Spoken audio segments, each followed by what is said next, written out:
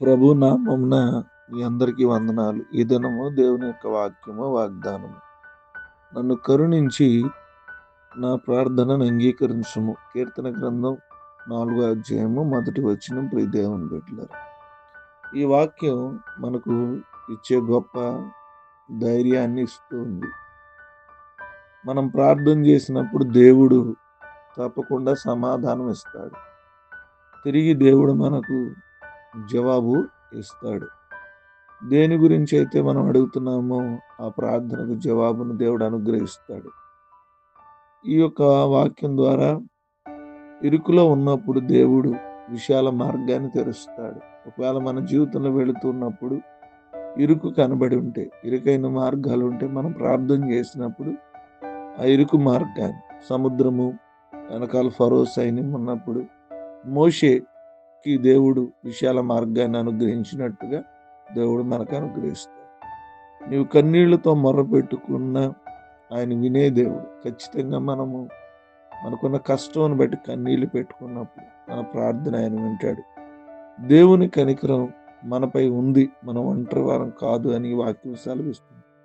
నీ సమస్య ఎంత ఇరుగ్గా ఉన్నా ప్రార్థన విని మార్గం తెరచి మనని విశాలపరుస్తానని ప్రభు చెప్తూ ఉన్నాడు. కాబట్టి నన్ను కరుణించి నా ప్రార్థన అంగీకరించుము అంటున్నాడు. ఈరోజు మన ప్రార్థన అంగీకరించగల దేవుని మీద ఆధారపడి మన ఇరుకుల విషయాలత పొందుకుని దేవుని ఆశీర్వాదాలు పొందుకుని కొద్ది మాటలు దేవుడు మన ఫలించి ఆశీర్వదించుకుంటాడు. ఆమె మహోన్నతుడును సర్వాధికారి నిరంతరము స్తోత్రార్హుడైన మా తండ్రి, మీ నామాన్ని పొందిన రాత్రంతా కాచి మరొక శ్రేష్టమైన దినాన్ని మా జీవితాలు మీరు ఇచ్చినందుకు మీ స్తోత్రం. వేకుని లేచి మిమ్మల్ని ఆరాధించగలిగాం, మిమ్మల్ని గనపరచగలిగాం. అందును బట్టి మీ స్తోత్రం. కీర్తన గ్రంథం 4వ అధ్యాయం 1వ వచనం ద్వారా మాతో మాట్లాడారు.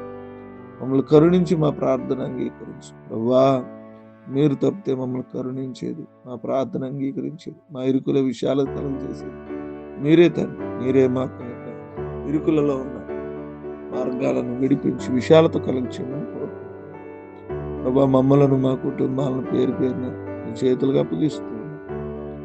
అనారోగ్యంతో ఉన్నవారు, ఆర్థిక సమస్యలతో ఉన్నవారు, శరీర బలహీనతలో ఉన్నవారిని ఈ దినపు పనులు, అవసరతలు, అక్కర్తలను తీర్చమని ప్రభు పేరట ప్రార్థన విజ్ఞాపన చేస్తాం. పుట్టినరోజులు, వాహనాలు జరుపుకుంటూ వారిని జ్ఞాపకం చేస్తాం.